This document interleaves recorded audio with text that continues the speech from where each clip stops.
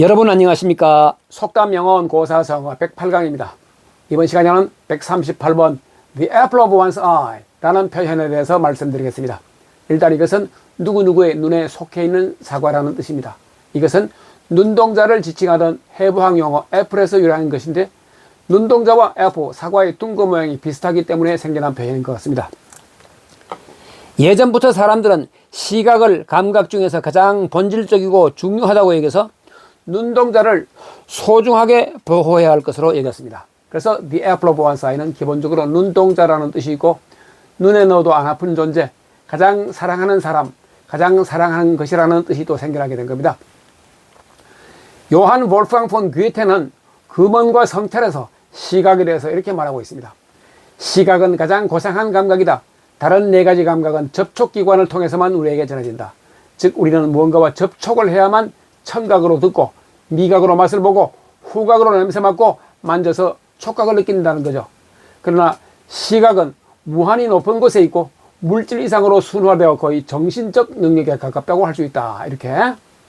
그 다음에 윌리엄 셰익스피어가 16세기 말에 로맨틱 카머리 최초의 낭만 희극인 한여름 밤의 꿈 미드서머 나이츠 드림의 3막 2장 중의 일부에서 이런 표현을 씁니다.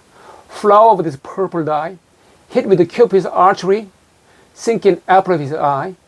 큐피드의 사랑의 화살을 맞아서 자줏빛으로 물든 꽃의 즙이다. sinking apple of his eye. 그 사람의 눈동자 속으로 스며들어라. 이렇게. 여기서 apple of his eye는 눈동자라는 뜻으로 쓰여지고 있습니다. 그 다음에 스코틀랜드의 시인이자 소설가이며 역사가였던 월터 스콧이 1816년에 썼던 역사소설 옛사람 All Mortality에서 이런 표현을 씁니다. Poor Richard was to me as an eldest son, the apple of my eye. 가난한 리차드는 나에게는 맏아들로서 the apple of my eye. 가장 소중한 보물 같은 존재였다. 라는 표현이 소개된 이후에 대중화된 관용 표현이 이것입니다. 가장 사랑하는 사람, 눈에 넣어도 안 아픈 존재. The apple of one's eye가 눈동자라는 뜻으로 성경의 여러 곳에서 이게 나타나고 있습니다. Deuteronomy 신명기 32장 10절을 보면 The apple of his eye라는 말이 나옵니다. 그의 눈동자죠. Psalm 10편 17장 8절에 The apple of your eye, 너의 눈동자. Proverbs 잠언 7장 2절에 The apple of your eye, 너의 눈동자. Zechariah 2장 8절에 The apple of his eye, 그 사람의 눈동자라는 것이 이렇게 등장하고 있습니다. 자, 그런데 이 표현이 눈에 넣어도 안 아픈 존재, 가장 사랑하는 사람이라는 의미를 보여주는 예를 좀 들어보겠습니다. 첫 번째입니다. She has 3 children, but her youngest son is the apple of her eye. 그녀에게는 3 자녀가 있습니다. 자녀가 3명이 있어요. 그러나 그녀의 막둥이 아들이 the apple of her eye, 가장 소중히 여기는 자식이다라고 하는 겁니다. 두 번째입니다. Mark is the apple of his grandmother's eye and she blah blah. 마크는 그의 할머니의 눈동자다. 그게 무슨 말이에요? 마크는 할머니의 눈에 넣어도 아프지 않은 손자로서 할머니는 마크에게 전 재산을 물려주실 생각이다. 이렇게 봅니다. 마지막 세 번째입니다. Anna has no children of her own, so her little niece is the apple of her eye. 애나는 자식이 없어요. 그래서 her little niece, 어린 조카딸을 the apple of her eye, 눈에 넣어도 안 아플 정도로 예뻐한다. 이렇게 볼 수 있겠죠. 이렇듯 아이는 소중한 존재인 것입니다. 아이가 소중한 존재예요. The apple of one's eye. 눈에 넣어도 안 아파. 그래서 아랍 속담에 이런 게 있죠. 아이 냄새는 천국으로부터 온다. 아, 천국으로부터 온 아이 냄새가 얼마나 좋을까요? 가장 사랑하는 존재인데. 스페인 속담에 가장 좋은 냄새는 빵 냄새이고 가장 좋은 맛은 소금 맛이며 가장 좋은 사랑은 자식 사랑이다. 아, 자식 좋아요. 눈에 넣어도 안 아파. 인도 속담에 실증나지 않는 음료는 물이고 질리지 않는 과일은 아이다. 아이는 질리지 않아. 눈에 넣어도 안 아파. 너무 좋아. 그 다음에 우리말 속담에 불면 날까 쥐면 꺼질까라는 말이 있습니다. 자, 이것은 이 한문 표현에서 유래한 것으로 봅니다. 홍만종의 순호지에 취지공비 집지공함이라는 말이 나옵니다.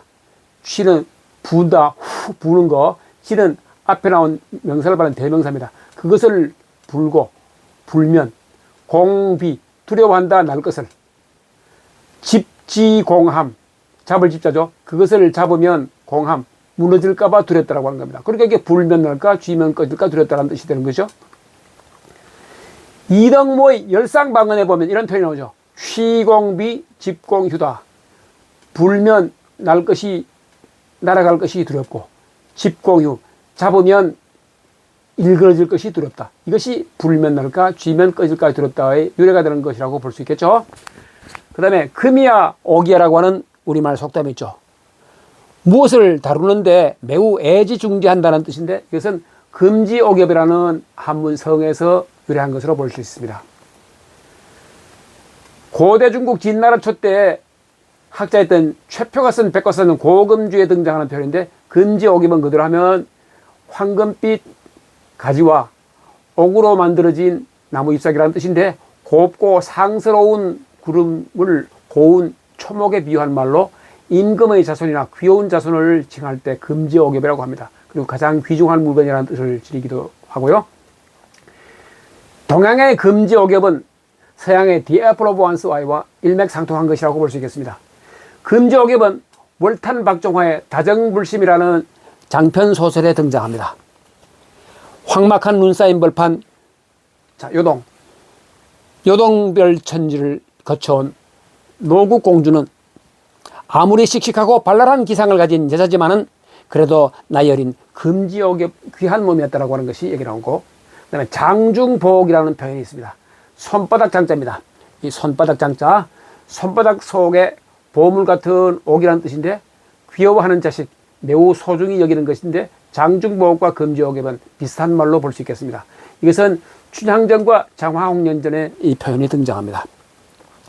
이름을 춘향이라고 부르면서 장중복같이 길러내니 효행이 무쌍이고 인자함이 기린이다. 이렇게.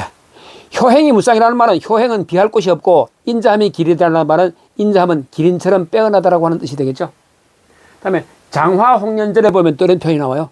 그 꽃을 돌아보니 벌써 간데 없는지라 가장 기히 여기서 꽃이 반드시 화하여 여아가 되었다. 여자아이가 되었도다. 이렇게 하여 이름을 다시 장화홍련이라 하고 장중복으로 기르더라라고 하는 것이 장화홍련전에 나온다라고 하는 걸 소개해드렸습니다. 그리고 애지중지라는 일반적으로 쓰는 표현이 있죠. 또 지자는 대명사입니다. 대상이 되는 것을 사랑하고 귀중하게 여긴다라고 하는 것입니다. 그것을 사랑하고 그것을 귀중하게 여긴다. 자, 그럼 이번 시간에는 눈에 넣어도 아프지 않은 존재, 가장 사랑하는 사람이라는 의미를 지닌 The Apple of One's Eye, 그리고 금지옥엽, 장중복, 애지중지 등의 표현을 말씀드렸습니다. 자식이 이들 중에서 으뜸이 되겠죠. 우리의 대를 이어주는 자식이 가장 소중할 수밖에 없으며 이런 표현이 등장했을 거라는 생각이 듭니다.